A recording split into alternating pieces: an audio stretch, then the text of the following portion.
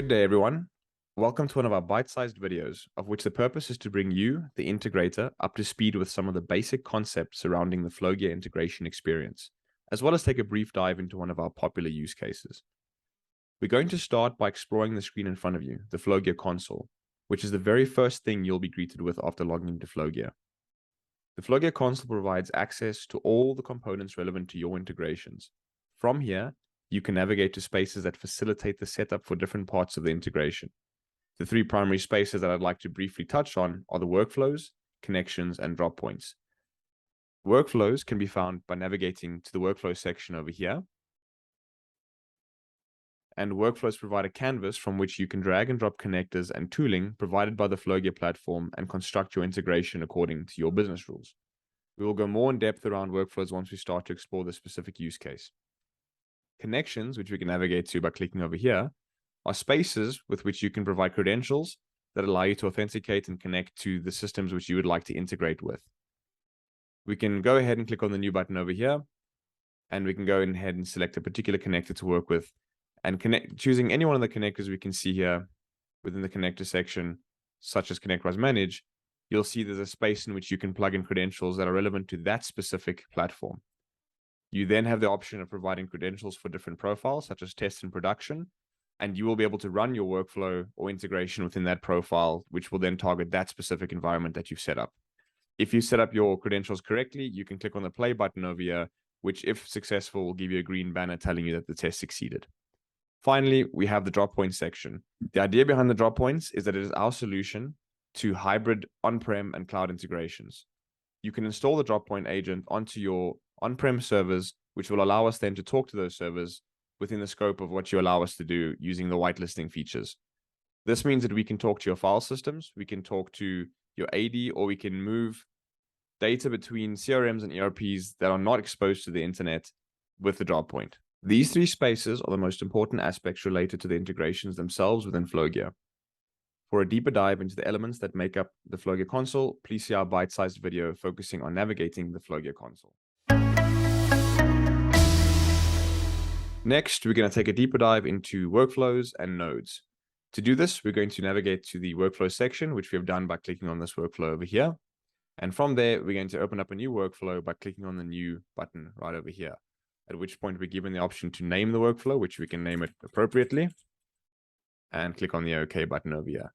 At which point you're then greeted with the Flowgear design canvas, the purpose of which is to provide you with the space to drag and drop Flowgear tooling in a specific sequence in order to string it together and then form the basis of an integration from end to end.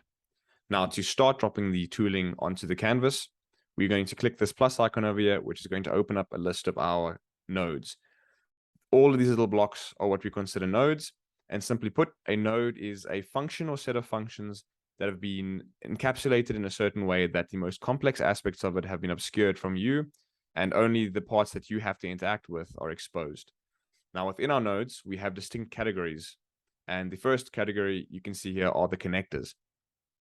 The connectors are responsible for talking to the systems with which you would like to integrate, and so all of the complexity around authenticating and talking to these platforms is hidden behind the node, and again, only the most relevant aspects of the node are exposed to you. Triggers are nodes that allow you to determine how a workflow should kick off. So it gives you architectural freedom around when a workflow should run and how it should run. In other words, if you would like a workflow to run twice daily or every 15 minutes, or perhaps on receiving a particular email, triggers will facilitate that process. Processes are the nodes that are responsible for actually supplementing, transforming, and enriching the data sets that you need to work with.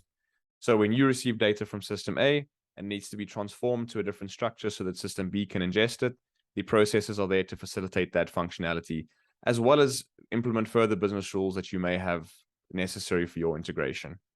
And then finally, evaluators are the nodes that are going to have a look at the result of a transaction and allow you to kick off additional supporting logic within that workflow. In other words, should a transaction fail, does somebody need to be emailed? Does someone have to be informed in some way? Does a report have to be built?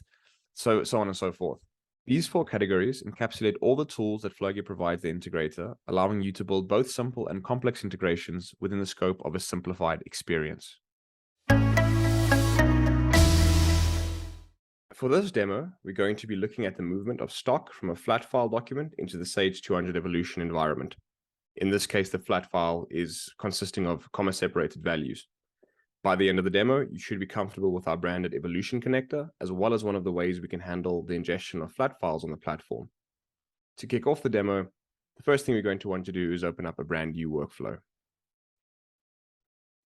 Once you've navigated to the workflow section over here, you can click on the new button on top here to go ahead and open up the design canvas with which we're going to design the solution on.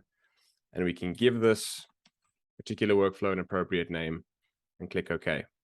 Now that we've navigated to the Flowgear canvas, the first thing we're going to want to do is show you what that file actually looks like that we'll be dealing with. And so if I drag this across over here, you'll see that we are working with a flat file that is comma separated in its nature and has double quotation marks surrounding each field. So some basic information over here around inventory that we're going to import. Let's get rid of this and start building the solution. The first thing we want to do on the canvas is to get the relevant nodes prepped and ready. And so the first thing we'll then go ahead and do is click on the plus over here to have a look at some of the nodes that we can work with. And in this case, we're going to be looking for a processor node called Flat File. This node is going to be responsible for ingesting that flat file and spitting out an XML document that we can work with further down the line. The next step then is to go ahead and get the Sage Evolution connector up, which is going to be where we send the information to. And then finally, we need something to facilitate the transformation of this data from structure A to B, which is going to be our flagship transformation tool, the Quick Map. So within the scope of these particular nodes we have on the canvas, there really is only one we have to set up a connection for.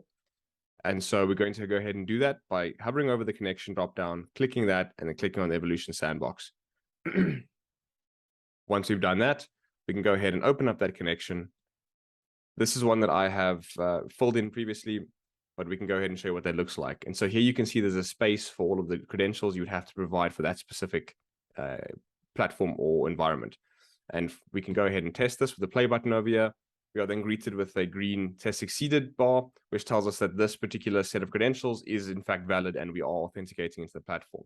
So once that step's been done, we can confidently go back to the platform and we can see that our Sage Evolution connector is now connected to the environment we need it to be connected to. So within the scope of this particular solution, what we need to do is provide samples for the Quick Map to actually work with so we can transform the data from structure A to B. On our branded Sage Evolution connector, the way we'll get a sample from there is to go into the options, choose sample, and then we can go through the list of things that we can actually work with in the Sage environment, in which case we're going to work with inventory items. What that's going to do for us is going to open up the request XML.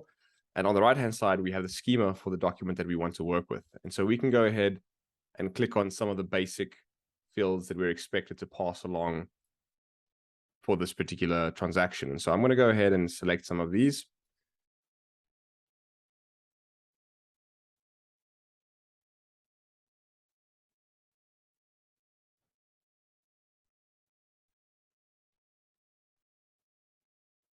And we can see that structure start to form on the left-hand side. This will be the basis for the sample document that we will use for the Quick Map. For the time being, we can go ahead and close this off. The next step is to get a sample from the document that we plan to map from. Now, in this case, we want to get that file into the canvas to work with. So to do that, we're going to go ahead and create a variable var. And we're going to go ahead and call this flat file, make it an input, hook it up to the flat file document property of the flat file, click on the actual name, and we're going to change this to a type file, which will be txt.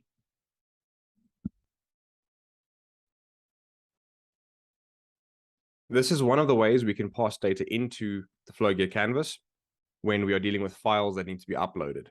On one of the previous bite-sized videos, we showed you how to do it through the file node itself. If you're interested in getting that data onto the canvas through FTP or an on-prem file location, then you can use the file node and refer to that video. For this one, we're going to go ahead and head to the workflow settings section where we're going to allow this workflow to run on demand. We're going to then hook up the run now to the flat file. And we're going to configure this portion of the flat file to understand what it expects. And so in this case, if we bring up the file back again here, we know that the encapsulator is double quotations, and the column delimiter would be a comma. So we're going to go ahead and configure that as such. And we also know that there are column names within that file. So first of all, before we carry on, let's go ahead and save this, head back to the landing page and run this workflow that we've configured so far by uploading the file, selecting the flat file, and then running the workflow. What this has now done for us is, if we go back to the design canvas, we can click on the options window over here, load recent logs, and we will see that on the previous transaction we just ran, we will see that the file was passed along to the flat file, which gives us an XML document that looks like this. So now we actually have some data to work with, and we're going to click on this little button over here, which is going to transform that data onto the canvas, which will give us sample data to work with on both ends. Now that we have sample data from point A to B, we're going to go ahead and hook up our source to the quick map and hook up our result to the request for the Sage Evolution connector. And we can open up our quick map tool over here, which is now going to visually represent those two data structures on the left and on the right. On the left-hand side is the data coming from the flat file, and on the right-hand side is what is expected to be passed along to the Sage Evolution environment. We can begin by mapping some of these things out. So for every row, we're going to want an inventory item. We're going to want to pass along the fact that it is active, an inventory code for the inventory code. And in fact, many of these can be done through the automap feature, so long as the fields are the same name.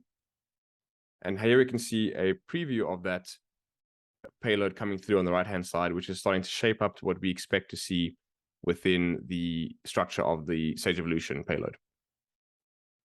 A few more things we may have to add is some hard-coded values that are expected by Sage Evolution. So in the case of configuration, we can decide whether we want to process all or none if there's a failure, in which case we'll simply make this true.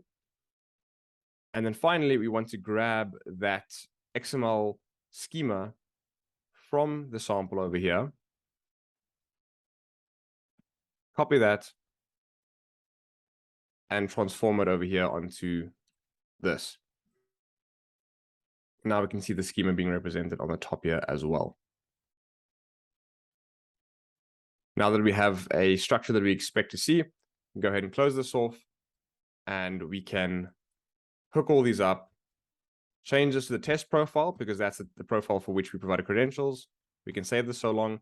And just before we go ahead and actually process this, let's go and have a look at our Sage 200 Evolution environment to see what currently sits in there. Here you can see our Sage 200 Evo environment, and there are a handful of SKUs here already. Inventory 1, 2, and a couple of others over here. Not the ones that we're about to post though. Let's go ahead and close this off and run this integration from end to end. Now we cannot run this integration directly on the canvas because it's expecting a file. So we can do this one of two ways. We can simulate the data over here, where we simply use the data that's come through from the flat file and pass it along hard-coded to the quick map, or we can head back to the canvas over here, run the workflow, pick the file again, and run it from here. That's going to complete in a couple of milliseconds. And now what we can do here is we can navigate to the activity logs on the landing page side of things, click search, and that's going to give us a list of all the transactions that happened for the last 20 transactions. And you can see here within the most recent one, which you ran, there is the flat file data being returned from the flat file node in the shape of this XML document. We then map the inventory items to the quick map into a structure that looks like this. And then finally, we have the response from the Sage environment, which says 3 were processed, 3 were successful, and 3 were valid. Now, these items should exist within our Sage environment. So let's head off back to our Sage environment and see if we can find them. Here we are back in our inventory pane. We can go ahead and do a refresh over here. And we can see some additional items that have come through now, namely the test inventory 3, toy motorbike, and large kite. So here we can see the data has in fact come through in the shape that we expected to pass it along. Let's head back to the design canvas to finish off some of the concepts around this. This particular effort is a simple demonstration of moving data from a flat file in the shape of a CSV through our transformation process and into Sage Evolution in the form of inventory. This process is not production ready, and you will want to add error handling and some other workflow intelligence or business logic, if you will, to achieve the particular integration requirement that you need. All of that functionality is available to you through our additional set of nodes and connectors over here. So anything that you would like to add additional to the logic within this workflow can be found here and added to the canvas and configured. Now that we've shown you how to build a workflow, if at any point you have to go back and see what happened in that workflow, you can navigate to the workflow logs over here. For more detailed information on the topics we explored today, or if you would like to explore more complex aspects of the platform, including architecture and best practices, please join us for our technical certification course hosted on udemy.com. Also, go ahead and check out some of our other bite-sized videos for more common use cases and platform features. Also, please go ahead and visit our website where you can register for a free trial and complimentary proof of concept, have a look at our unique pricing model, or explore our list of over 200 pre-built connectors. Thank you very much for joining me for this short demo. Have a lovely day further.